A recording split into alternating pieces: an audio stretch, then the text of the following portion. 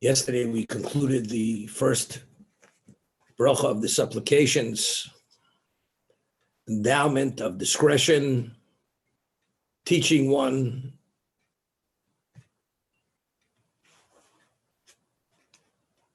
knowledge, perception,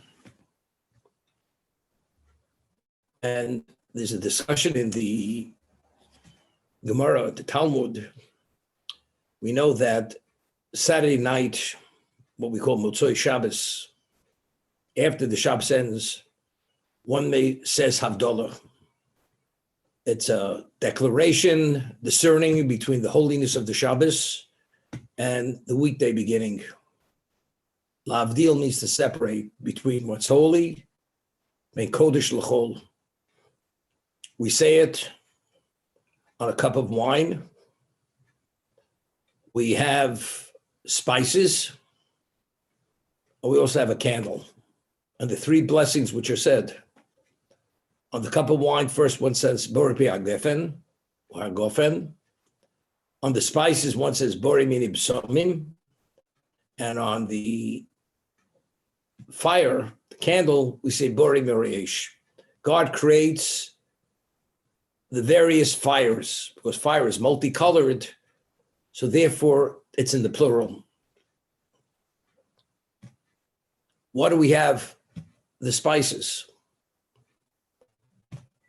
So the Talmud explains, based on the verse which it speaks about, God created existence, creation in 6 days and rested on the seventh day. That paragraph ends, Vayinofash, and God rested.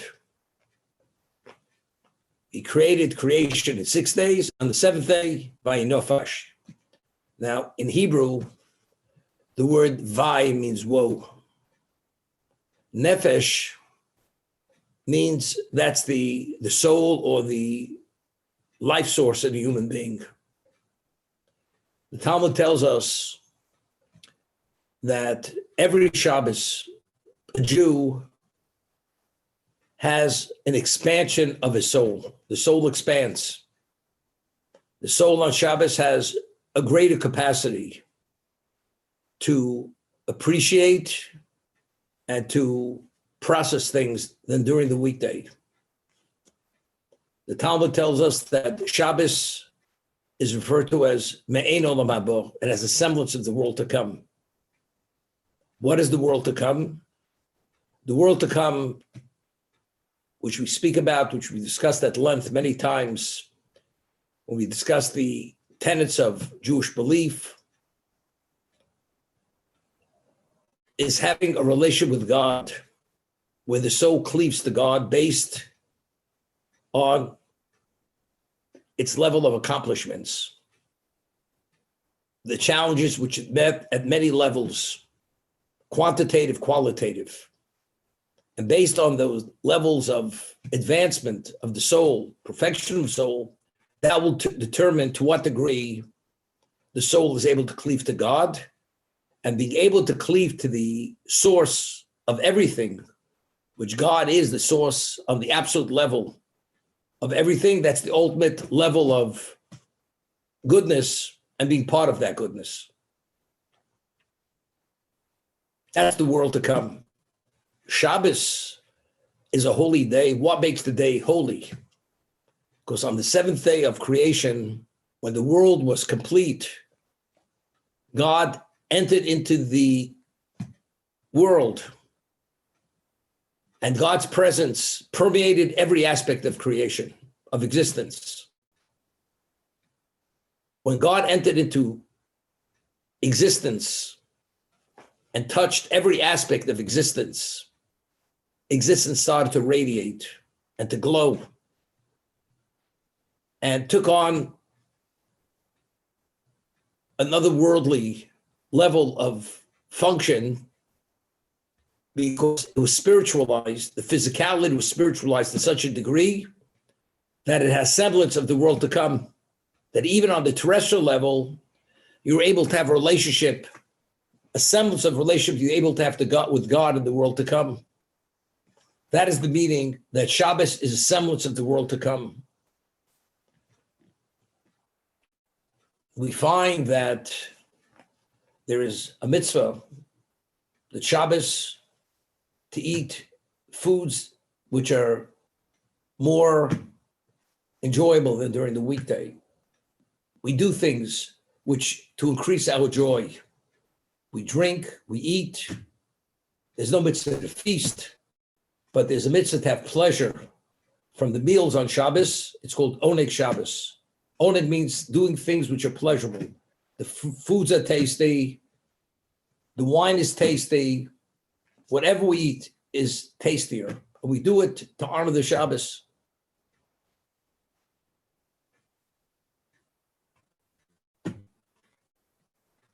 That's called Oneg Shabbos. And it's based on a verse in Prophets, where the prophet says, V'korosah l'Shabbos Oneg. You should declare the Shabbos a day of Oneg, of joy, in the physical sense. God entered into existence. God is having a relationship with the human being, with the Jew, initially with all humanity. After Adam was disenfranchised, after he ate of the tree of knowledge, and the Jew assumed that function and that level of relationship, because we were the only nation in the world that was agreeable to embrace what God offered us, which was the Torah, and we became the holy, kingly nation of God. We assumed that level of relationship. So we're beneficiaries in this physical world of what ultimately will be at a much more expansive, unlimited level in the world to come. That's the meaning of this world is, Shabbos is me'ein olam haba. Shabbos has a semblance of the world to come. That's what it is. When the soul is exposed to God's presence, it becomes enhanced, it expands. It has greater capacities, even to enjoy the physical. We enjoy the physical differently than we enjoy the physical during the weekday. For instance, most people could attest to this, that the same food we eat on Shabbos, Friday night, Shabbos day, if you eat that same food during the weekday, one that doesn't enjoy it as much. You enjoy it at a different level. The Shabbos involvement, partaking of the special bread we eat on Shabbos, what we call challah, or the fish, is a mitzvah to eat fish on Shabbos for Kabbalistic reasons besides celebration-wise. The meat, or the fowl, the chicken, the wine, the warm food, which it's customary, all, whether you're Ashkenazic, Sephardic, we eat what we call chamin, hot food during the day. Ashkenazic Jews eat cholent. It's like a bean stew with other things in it.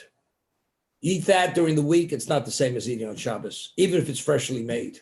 Because this has to do with the enhancement of our essence, which is our soul, which allows us physically to experience something at a much more advanced level. What happens when Saturday night comes? God withdraws from the terrestrial level. As a result of that, everything recedes. When the soul recedes, when the soul recedes, we feel the effect of that. And feeling that effect, that's called Vai Avad Nefesh. Woe to us that Saturday night, that expanded spirituality is lost until this coming week, the next Saturday night, the next Saturday, the next Shabbos. Just as one person feels faint, to restore one's composure and equilibrium, we smell smelling salts. We smell the spices. When you inhale it, the only sense that touches the soul is the sense of smell. So when you inhale that, that's to restore our equilibrium and our composure due to the loss of that special expanded spirituality which we just lost. That's why we smell the spices, or some people, the Sephardic Jews smell rose water, or other fragrant, natural items, whether it's the stems of certain types of plants which have a fragrance. This is all to accomplish the exact same thing. It's a restoration of one's equilibrium and one's composure. That's what it is. Saturday night, we make a declaration over the cup of wine. And the blessing is, Lahavdil ben Kodesh l'chol. We separate between holy and ordinary, weekday. And the bracha concludes, Baruch atah Hashem hamavdil ben Kodesh l'chol. Blessed is God who separates between Kodesh and Chol. Chol is weekday, ordinary. When the Greeks overtook the temple during the Second Temple period, they impoverished the Jews to such a degree. They bled us financially to the point where Jews cannot afford money to buy wine. Initially, Havdalah was always said over a cup of wine. Initially, after we had driven out the Greeks, they had ransacked everything out of the temple. We no longer had a gold menorah. The menorah was made of wood because they stripped us of everything to the point where we weren't able to afford wine. So then the men of the High Assembly, they legislated a paragraph which we insert in the first blessing of the supplications. In the Ato Chonei Lodem Das, the blessing which we discussed for the past 2 days, the endowment of discretion, insight, knowledge, we insert a paragraph.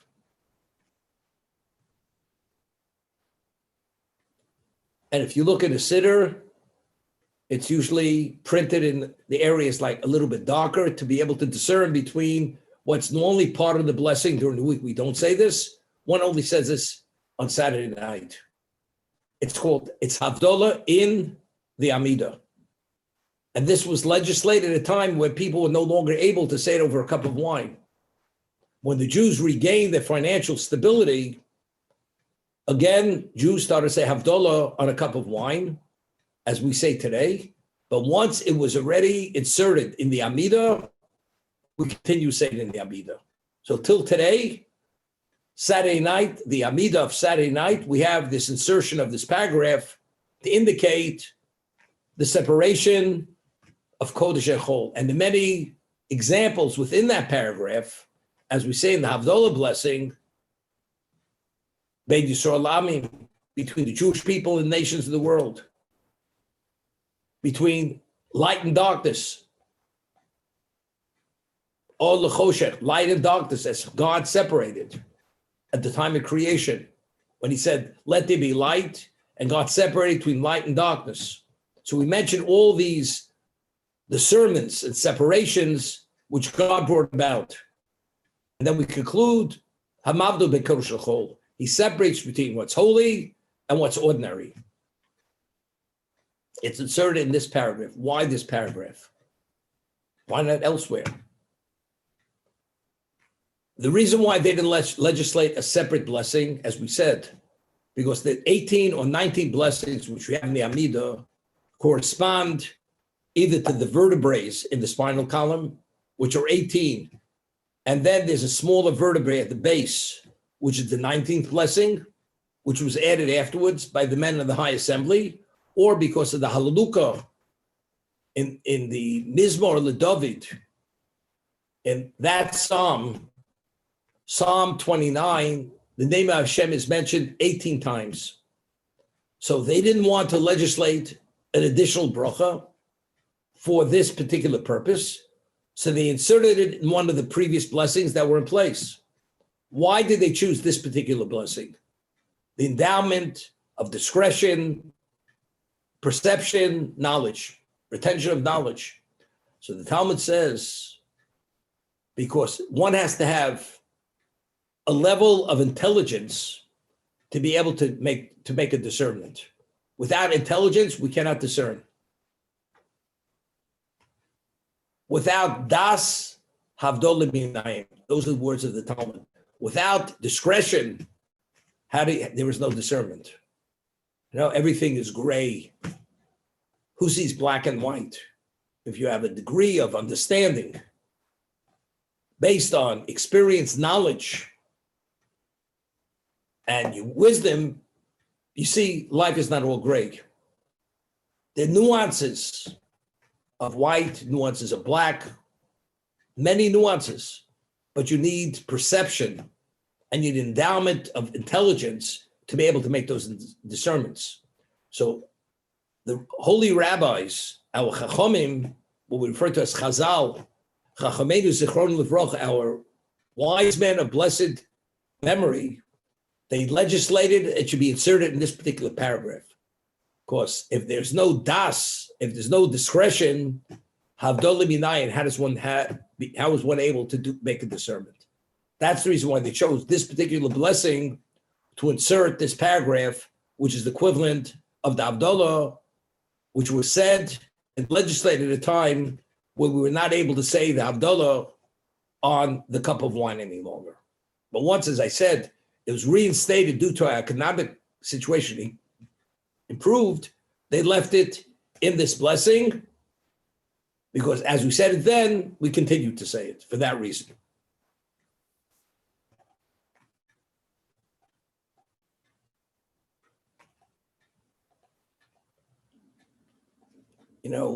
It's very interesting.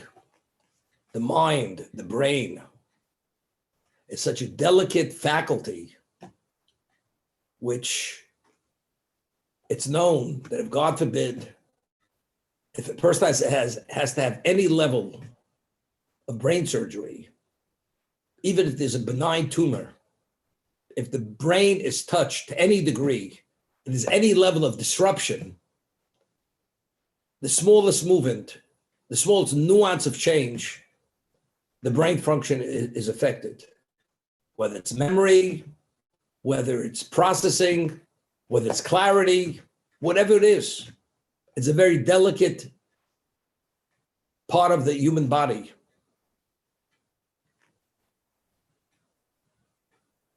And we all know, the Mishnah tells us in Pirkei Avos, in Ethics of Father, when you teach a young child something, or a young person, it's like writing on an unblotted piece of parchment. Person gets older, it's like a blotted piece of parchment. It doesn't absorb as well. The retention is not the same. A young person, the retention is much greater. As one gets old, it's less of retention. Why? And it's compared to an unblotted piece of paper or parchment, blotted piece of parchment. If you have a piece of parchment was never written on, and you write on that parchment, the parchment has a certain absorption capacity.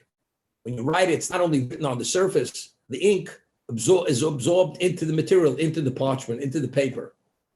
If you want to erase what's written on the parchment, what does one do? One takes a blade and you scrape off what's on the surface. But although you removed what's on the surface, but what was embedded and absorbed in the parchment itself, that remains. That cannot be extracted. So when we write on that location that we erased, you're only writing on something that was written on already. So therefore, the level of absorption of the newly written word cannot absorb as deeply as the first written word. So therefore, a blotted piece of parchment doesn't absorb as well as an unblotted piece of parchment. A young person with the mind hasn't absorbed much, and there's nothing contained in that mind. Therefore, the mind has full absorption. Whatever you study, whatever you see, becomes absorbed very deeply in that. Therefore, the retention is greater. Recall is easier. I'm not saying the value of what you retain has that much value, but if you do study things when you're younger and they have special value, that special value is retained very well. The Talmud tells us, there's an expression, girsa diankusa, what you studied as a child, that stays with you for life. Girsa means the text, not even the understanding. We teach a young child, the level of intelligence, the ability to understand is limited. But facts, words, the child remembers. So in the ancient days, when the Talmud was all committed to memory, if you taught a child the text of the Mishnah, of the Torah, or whatever it was, all the child, the most important thing was that he retained the text. Once he retained the text, when his intelligence develops, now he reflects back on that text, which he knows. Now we can delve and do an analysis on that text, because the text is firmly embedded in the memory for that reason. If you start later in life, when the memory has so much else embedded, absorbed into it, you can't retain the information as well, because they have so many other things which are already absorbed in the mind. Therefore, when you teach an older person, it's like writing on a blotted piece of paper or parchment.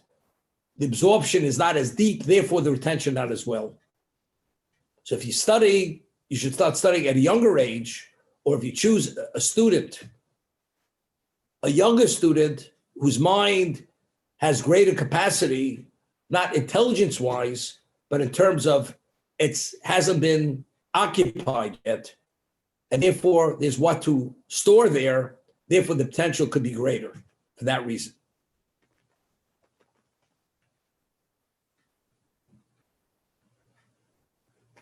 I remember as a young person, at one time when we used to study and go to a Talmud lecture, the Rebbe, we're talking about when we were already teenagers, and it was a much more advanced lecture, we would sit 6 days a week, every day, we would have a Talmudic discourse for an hour and 45 minutes every day.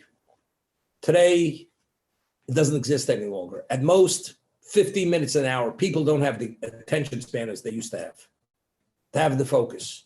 We would sit 6 days a week, every day, for an hour and 45 minutes for a Talmudic discourse. And as a young person, I had a very good memory. And I would listen, I would not take notes. And there was a lot of information transmitted and communicated during that hour and 45 minutes. And the reason why I didn't take notes was because I wanted to be fully attentive to what was being said, because if I be simultaneously writing, I wouldn't be able to focus as well to listen what was being said. And later, after the discourse was given, then I would record what I had heard. And in the afternoon, we would review the discourse, the students, among ourselves, review it. We have difficulty to clarify things which weren't clear enough, discuss it with the Rebbe. And very often people come to me to be able to review it, because I had it committed to memory, whatever was said, pretty well. And I remember in those years, I couldn't understand what it meant to be forget. People said, we forgot, we don't remember. It was hard for me to understand what it meant that you don't remember. And for many years, I didn't understand what it meant how did you not remember? And I can tell you myself today, I don't see a person for 50 years and I meet him 50 years later. And if he looks a semblance of what he originally looked, I identify him immediately by name. even by the last thing we had 50 years ago, we were involved with one another. But still, the memory is not the same. It's not. Because as we get older, we have more stuff embedded in that brain, and therefore the absorption is not as deep. If it's the same material, it's just building on it.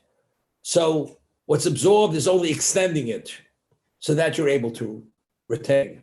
But since if there's other information entering into that repository, which is called the brain, it makes it a little more difficult because other things which are interfering, which are not exactly the same subject matter as originally was absorbed into that repository, which was originally the unblotted piece of parchment.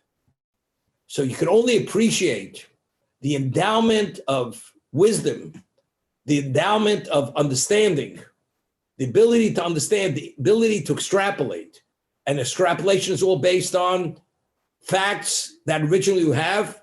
And if you understand those facts, you can extrapolate elsewhere. So when you say this blessing, the more you understand and the greater your capacity in the intellectual arena, the more you understand this blessing, because as life advances, you understand how important this faculty is.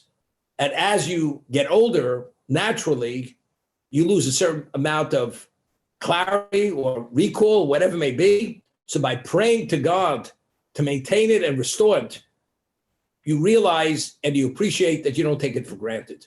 Therefore, this bracha, this blessing, takes on greater value than ever as life advances.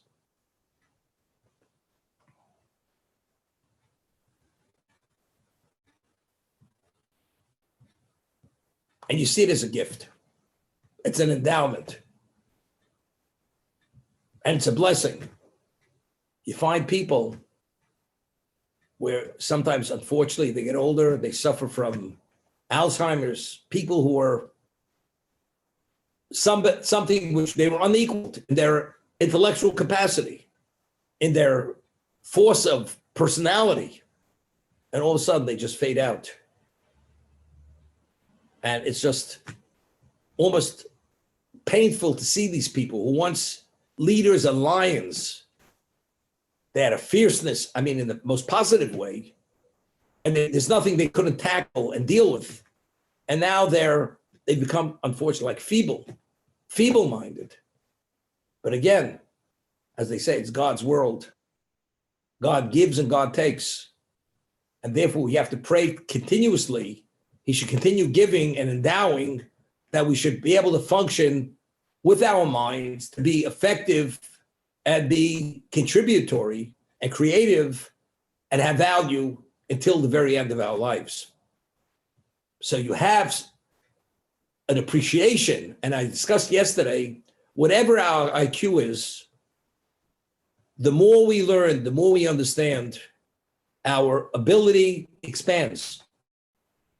And a person, due to his perseverance and application of himself with the accumulation of knowledge, you could reach heights which a person even with a genius mind who did not invest it as he should have, you could surpass that person. That's the way God created the mind. And if you're blessed where God expands it, you come upon horizons which very few people come upon. That lies, and if you appreciate that, you take nothing for granted. When you say this bracha of Ato Chonein, and we said, if there's no das, Havdolah Minayin, the whole concept of discernment, analysis is discernment. Discerning, picking up, being able to evaluate. Because you only come to a conclusion, as I said, if you recognize all the variables and then you do a proper analysis. And that's what lies in this bracha. And the greater your mind is, the more you appreciate it, because whenever it somehow wanes, immediately you feel the effect.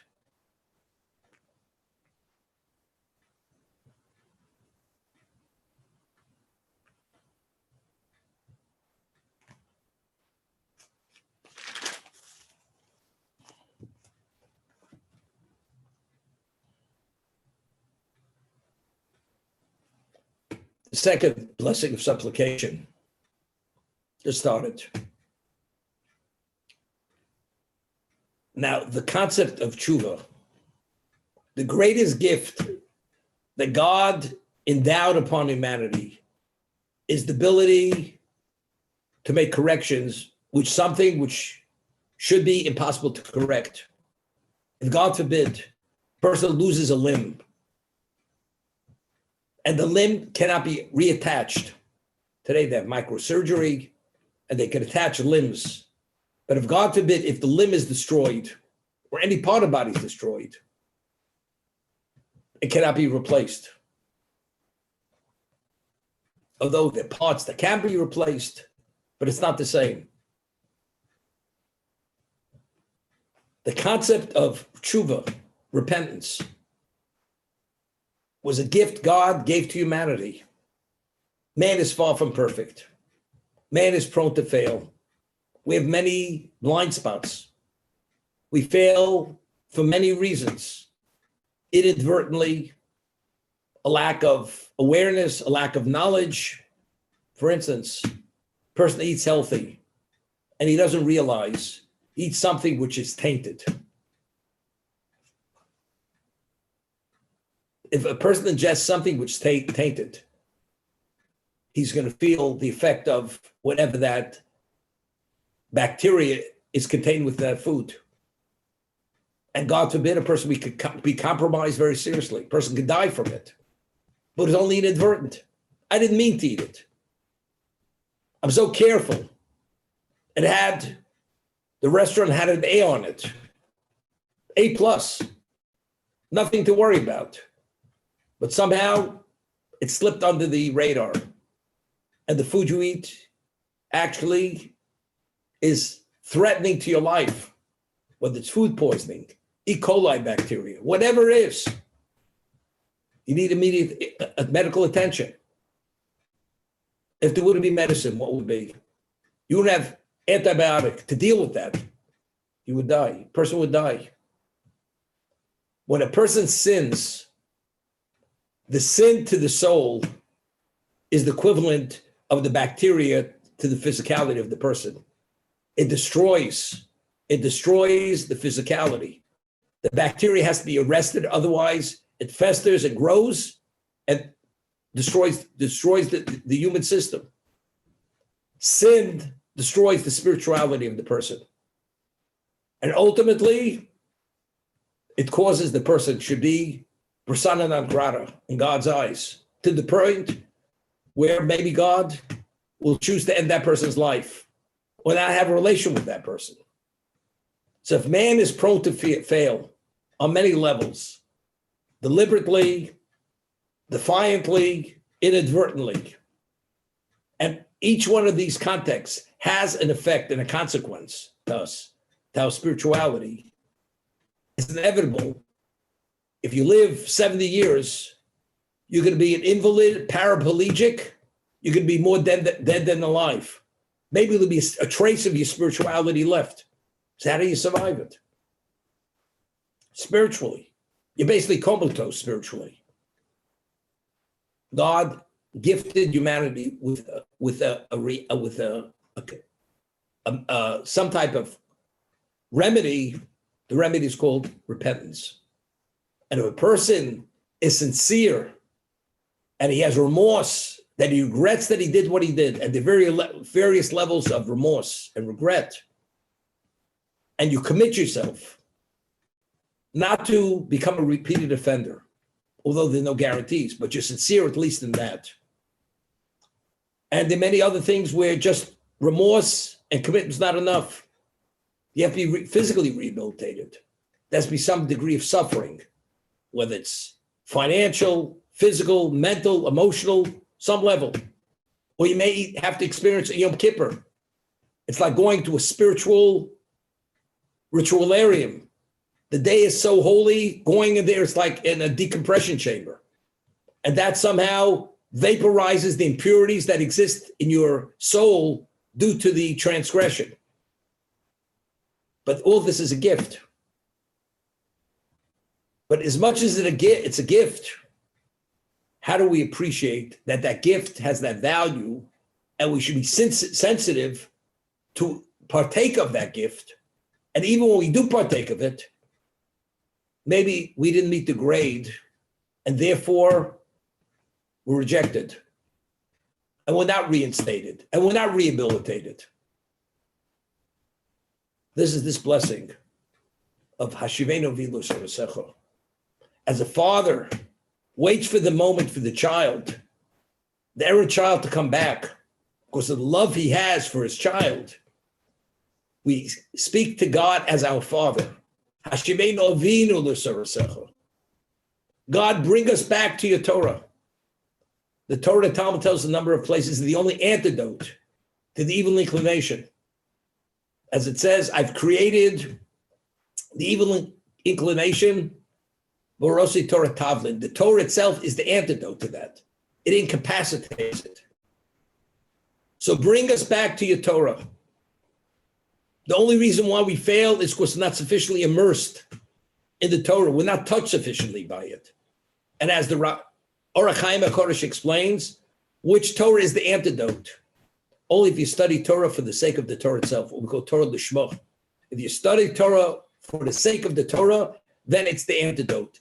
If you study the Torah with an ulterior motive, it doesn't have the effect of an antidote. It's like a person takes an antibiotic, which is expired 20 years ago, although it looks like the same pill and it has the same ingredients and the components are the same, because it's expired, it's not going to tackle, it's not going to conquer and destroy the bacteria. The Torah has to be infused with this aspect of lishma. You do it for the sake of God, for the sake of the mitzvah. And the more it's infused with quality intent, to a greater degree, it is that antidote which arrests the evil inclination's influence on us and allows us to have clarity.